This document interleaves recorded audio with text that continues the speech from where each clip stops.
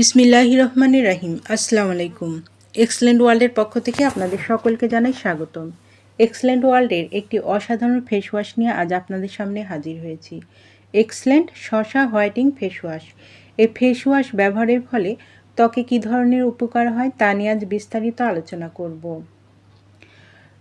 ত্বকের তৈলাক্ত ভাব দূর করে এবং ত্বকের মৃতকোষ দূর করতে সাহায্য করে।